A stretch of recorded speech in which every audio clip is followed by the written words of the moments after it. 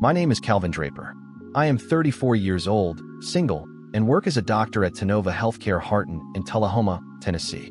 It's a quiet small town, a place nestled among lush green hills and winding roads that stretch out like ribbons of silk.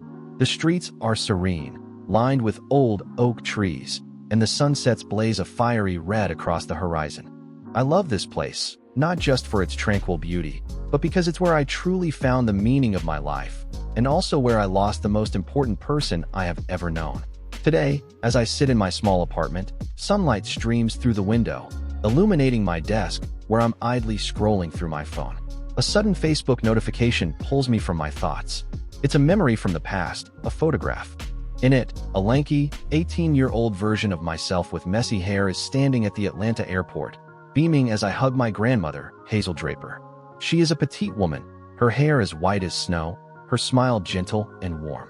Looking at that image, my heart feels like it's being squeezed in a vice. That memory isn't just a moment.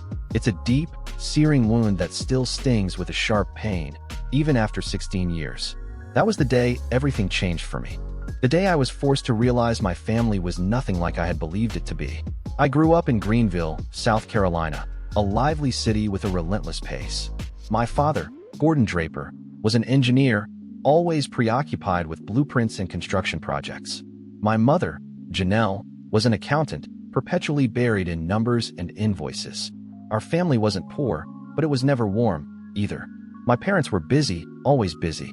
The rare family dinners were defined by a stark silence, filled only with the clinking of cutlery and a few perfunctory questions. "How were your final exams, Calvin?"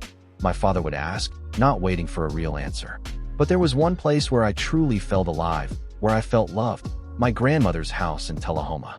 Every summer spent there was the highlight of my childhood. Hazel Draper was a petite but remarkably strong woman. A former nurse who worked long night shifts, she had divorced when my father was young and raised him and his sister, Paula, all on her own. Her small wooden home on the outskirts of town was my sanctuary, with a porch full of flowers and a backyard garden where she grew tomatoes, beans, and vibrant yellow marigolds. The house always smelled of freshly baked cookies and old wood, a comforting aroma that I associate with pure love. She would greet me with a tight hug, teasing, "Calvin, you're growing so fast I can barely keep up," her eyes sparkling as if I were her entire world. Those summer days were paradise. She taught me how to bake cookies and told me stories about her youth, the patience she saved, the times she snuck bites of bread in the hospital break room because there was no time for a proper meal. But sometimes, when she thought I wasn't looking, I would see her staring out the window, her hand gently tracing the edge of a family photo frame that held pictures of my father, Aunt Paula, and me. Her children had long since left her behind. My father moved to Greenville, and my Aunt Paula married a wealthy real estate man, Leon Mallister, and moved to the upscale Peachtree City, Georgia. They rarely visited and only called on holidays, their conversations brief and devoid of genuine warmth. My grandmother never complained, but I could sense her loneliness, a quiet waiting for something that would never come. Everything began to change in the spring when I was 18, just after graduating high school. My parents called me into the living room, their faces unusually serious. "Calvin, we're planning a big trip," my father announced, his voice brimming with an excitement I had rarely heard. "The whole family is going to Europe, Paris, Rome, London, a once-in-a-lifetime trip." My mother added that Aunt Paula's family and, of course, my grandmother would be included. My heart raced. I imagined showing my grandmother the Eiffel Tower in Venice, a perfect gift for the woman who had sacrificed everything. Then, I overheard my mother say they were asking my grandmother to contribute financially from her nursing savings. Unease settled in my stomach, but I naively believed everyone just wanted to make her happy. The family's behavior shifted. My father began calling her more often, his voice sickly sweet. Aunt Paula sent a luxurious wool scarf that my grandmother put away carefully, saying it was too nice to use. One weekend, the entire family descended on her small house in a flurry of fake affection. "Mom, this is a chance for the whole family to be together. You have to come. It's what you deserve," my father urged, holding her hand. My grandmother hesitated, her voice soft. "I'm old. My health isn't good. I don't think I can handle such a long trip." But they persisted, and finally, she looked at me. "If Calvin wants me to go, then I'll go," she said with a faint smile. I hugged her tightly. "Please go, Grandma. I'll take care of you." I promised, completely unaware that I was helping to spring their trap. The next day, I heard my mother whisper that my grandmother had transferred the money, all of her savings. The money she had scrimped and saved her entire life from grueling night shifts and skipped meals had been handed over. A small thorn of discomfort pricked my heart, but I pushed it away, focusing on the excitement of the trip. A few days before our departure, my grandmother arrived at our house in Greenville, carrying an old dark green suitcase. I slept on an inflatable mattress next to her in the living room, listening to her stories late into the night, feeling as if the world had shrunk to just the two of us.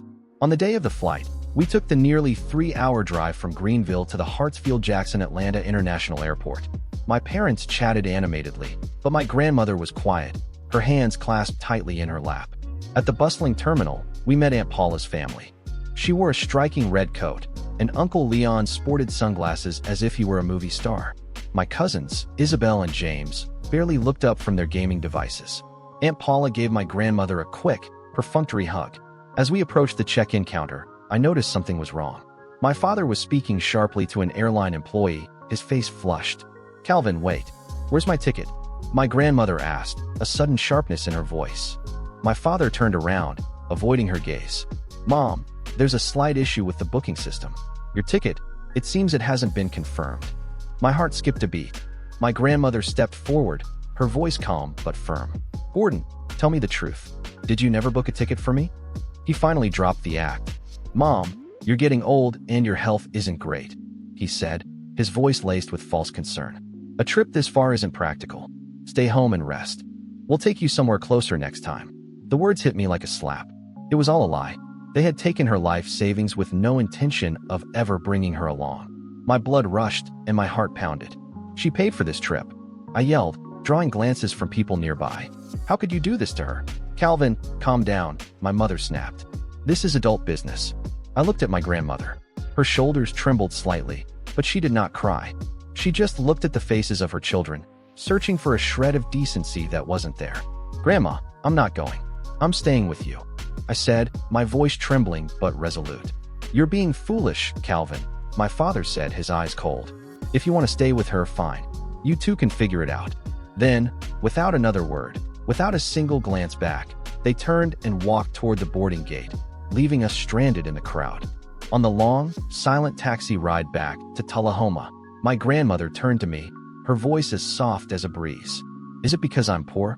Because I'm outdated that they didn't want me to come, Calvin?" Her question stabbed my heart like a knife. In that moment, I knew I couldn't let this go. The next morning, I found the website for Adult Protective Services, APS, an agency that protects the elderly from abuse. My voice shook as I recounted the entire story to a caseworker named Dorian Hale. I retrieved my grandmother's bank statements with the help of a local bank teller, Martha, who was furious at how her kindest customer had been treated. The statements clearly showed the transfer of over $30,000, everything she had. I also contacted the airport and spoke with an employee named Holly, who remembered the incident and agreed to provide a statement, saying, "The way they treated her, it just didn't feel right." Dorian confirmed we had enough grounds for a formal investigation into financial abuse. When my family returned from Europe, I was waiting at the airport. They emerged laughing and carefree, pulling suitcases covered in stickers from Paris and Rome. As they walked, Dorian Hale approached them. "Mr. Gordon Draper, Mrs. Janelle Draper," he began, his voice calm but sharp. "I'm from Adult Protective Services. I have summons related to allegations of financial abuse against Mrs. Hazel Draper." The smiles vanished from their faces. "It wasn't Grandma," I said, stepping out from the crowd. "It was me. I reported you." My father's face went red with rage. "You're out of your mind. You dare do this to your family?" Aunt Paula sneered. "You're just like your grandmother. Foolish and stubborn." There was no apology, no remorse. My grandmother refused to attend the court hearing, unable to face them. I went alone. Their lawyer argued that the money was a voluntary gift, but the evidence was undeniable. The judge's voice was unwavering as she delivered the ruling. "The court finds sufficient evidence of financial abuse," she declared. She ordered them to repay the full $30,000 to my grandmother. She also ruled that their actions would be recorded and that they would be stripped of any future inheritance or guardianship rights. My father shot to his feet, yelling that it was an outrage, but the judge silenced him with her gavel. The money was returned, but my grandmother gave it all to me for my education. I enrolled in a pre-med program at a nearby college, inspired by her nursing stories. We started rebuilding our lives. We joined a painting class at the community center, and for the first time in a long time, I saw a spark of joy return to her eyes. She made new friends and became a beloved part of her community. In my second year of medical school, she began to weaken. The diagnosis was late-stage lung cancer. She refused chemotherapy, wanting only to be home with me. I took a leave from my studies to care for her in her final months. On the day I graduated, I brought my diploma to her bedside. She gripped my hand tightly and smiled. "I'm proud of you, Calvin. You're my doctor." She passed away peacefully that night. None of her children came to the funeral, but the church was filled with the neighbors and friends who truly loved her. I am now a doctor in the same hospital where she once worked. I never spoke to my parents or aunt again. In her house, I found a box of letters she had written to me as a child but never sent. In one, she wrote, "Calvin, you are my light. No matter how hard life gets, always do what's right, because that's what makes you different." I carry those words with me always. She taught me that family isn't just about blood, it's about those who love and cherish you. She taught me to stand up for what's right, even if it means confronting those you once held dear. In losing her, I found the meaning of my life.